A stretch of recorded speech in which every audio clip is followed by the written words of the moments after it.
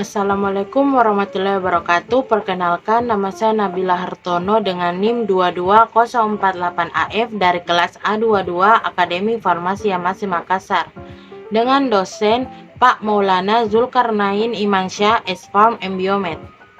Di sini saya akan menjelaskan materi tentang mineral. Apa itu mineral?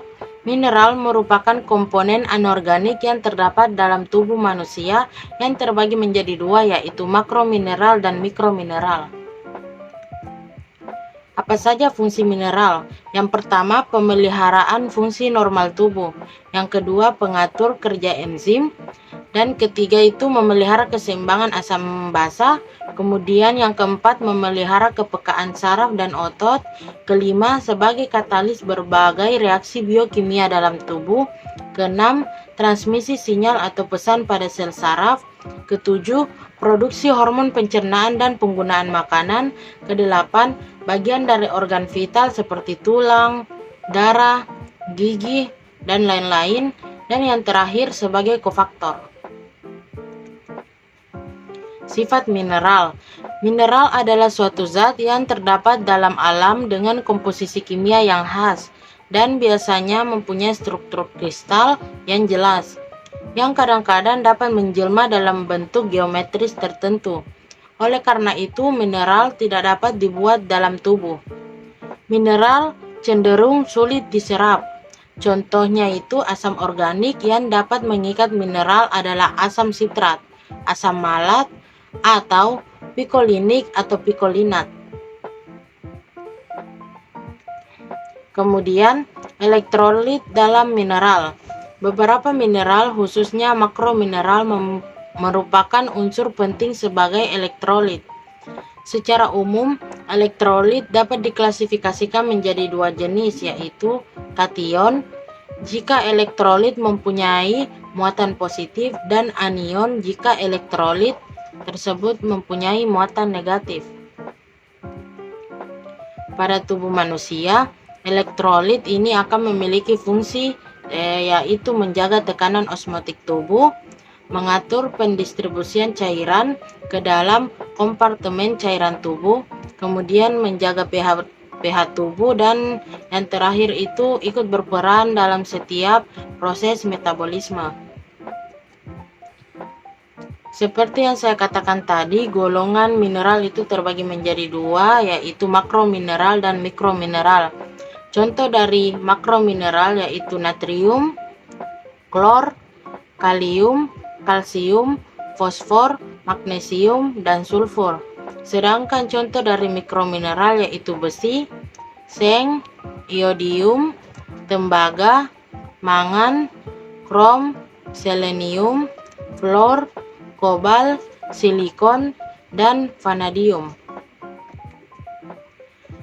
Kita masuk ke makromineral. Yang pertama adalah natrium, yang merupakan kation utama dalam cairan ekstraseluler. Fungsinya menjaga keseimbangan cairan, menjaga cairan darah tidak masuk ke dalam sel, menjaga keseimbangan asam basa, transmisi saraf dan kontraksi otot, absorpsi glukosa dan alat angkut zat gizi lain melalui dinding usus halus sebagai pompa Na. Sumbernya itu tersebar luas pada bahan makanan, terutama NaCl, MSG, kecap, makanan yang diawetkan, makanan yang belum diolah seperti daging sapi, hati, ginjal sapi, margarin, dan lain-lainnya. Kemudian klor, yang merupakan anion utama ekstraseluler, merupakan 0,15% berat badan, konsentrasi tertinggi otak, sumsum tulang belakang, lambung, dan pankreas. Fungsinya menjaga keseimbangan cairan dan elektrolit, bagian dari asam lambung untuk menjaga suasana asam pada lambung untuk kerja enzim-enzim lambung, kemudian menjaga keseimbangan asam basa bersama fosfor dan sulfur, dan yang terakhir membantu mengangkut CO2 dalam plasma darah ke paru-paru. Selanjutnya ada kalium, yang merupakan kation utama dalam intraseluler 95%. Fungsinya bersama Na mengatur keseimbangan cairan dan asam basa, bersama kalsium transmisi saraf dan kontraksi otot, kemudian dalam sel sebagai kofaktor reaksi biologi, terutama metabolisme energi dan sintesis glikogen dan protein. Kemudian pertumbuhan sel, dan yang terakhir perbanding angka Na mengatur tekanan darah normal. Sumbernya itu tersebar luas pada makanan hewani atau nabati. Selanjutnya ada kalsium yang paling banyak dalam tubuh, 99% pada jaringan keras tulang dan gigi. Fungsinya itu mengatur fungsi sel, transmisi saraf, kontraksi otot, penggumpalan darah, dan menjaga permebi membran sel. Kemudian mengatur kerja hormon dan faktor pertumbuhan. Terus pembentukan tulang dan gigi. Kalsium mempunyai dua fungsi, yaitu sebagai bagian integral struktur tulang dan sebagai simpanan. Kemudian mengatur pembekuan darah, katalisator reaksi, dan kontraksi otot. Sumber utamanya itu ada di susu dan hasil olahan seperti keju, ikan kering, dan lain-lain. Selanjutnya fosfor, yang merupakan kedua terbanyak dalam tubuh, bagian dari DNA dan RNA sebagai fosfolipid. Fosfor merupakan komponen struktur dinding sel.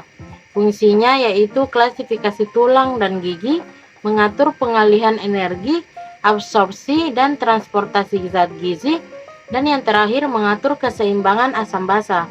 Sumbernya terdapat di dalam semua makanan, terutama yang kaya protein. Kemudian magnesium, kation paling banyak kedua setelah Na dalam cairan intraselular. Fungsinya yaitu berperan dalam lebih dari 300 sistem enzim.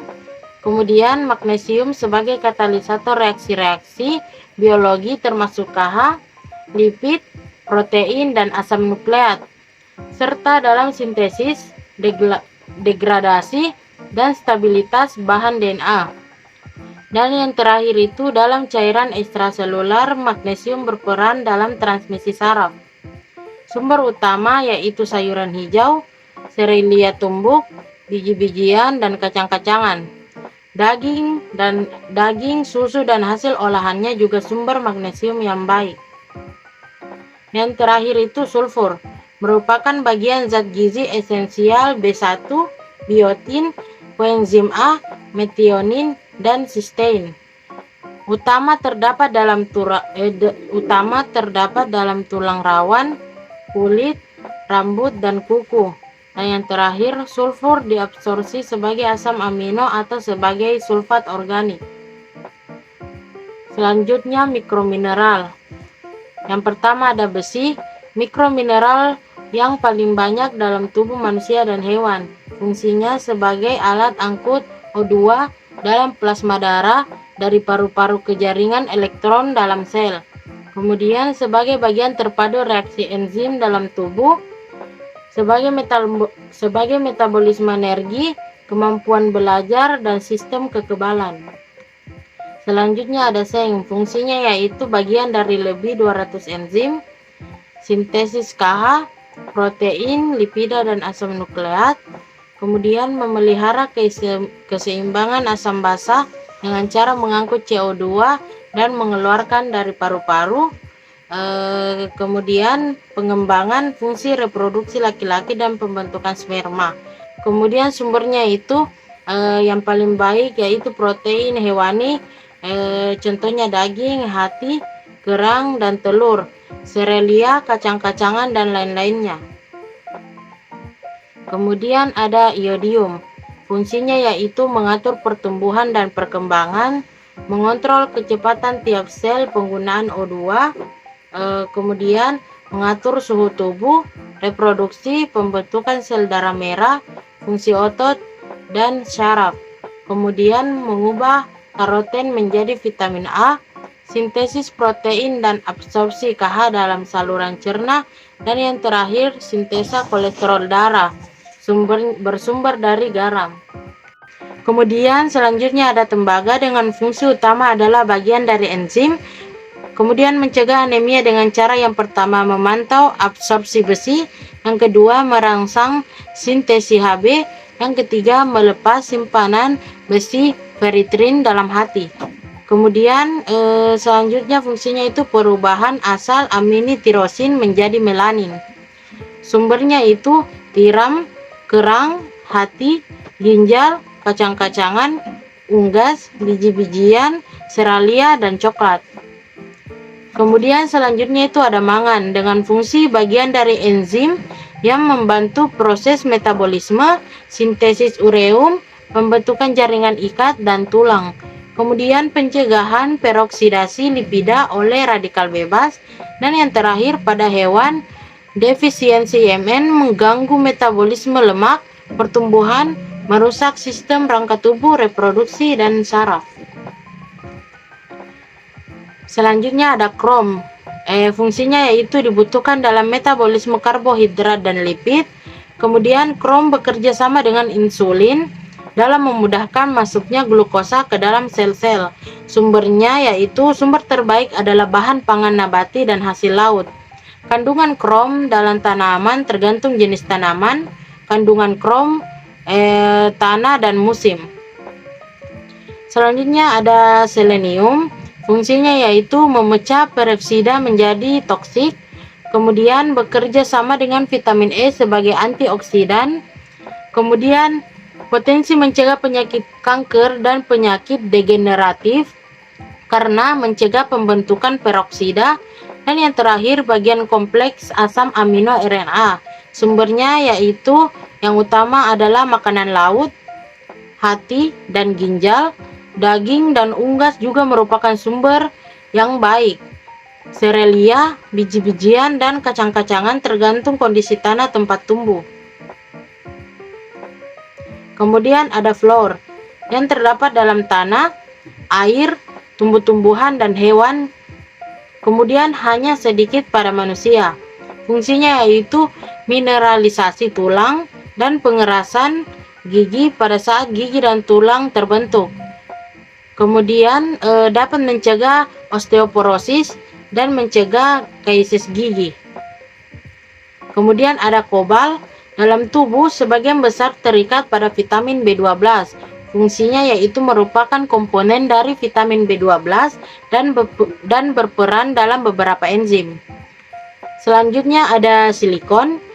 Konsentrasi tertinggi pada epidermis dan jaringan ikat, berperan dalam memulai klasifikasi tulang dan mempengaruhi sintesis kolagen. Kemudian konsentrasi dalam plasma 0,5 mikrogram per liter. Kemudian sumbernya itu utamanya nabati seperti biji-bijian dan sereal utuh. Kemudian ada bir silikon tinggi. Kemudian yang terakhir ada vanadium. Vanadium nama Dewi Skandinavia yang artinya kecantikan, kemudahan, dan kekemilauan. Berperan dalam fungsi enzim yang berkaitan dengan fosforilasi. Diperlukan untuk pertumbuhan dan perkembangan tulang serta reproduksi normal. Nah, yang terakhir sumbernya yaitu serelia dan hasil olahannya. Baiklah, itu tadi materi tentang mineral. Kurang lebihnya mohon dimaafkan. Assalamualaikum warahmatullahi wabarakatuh.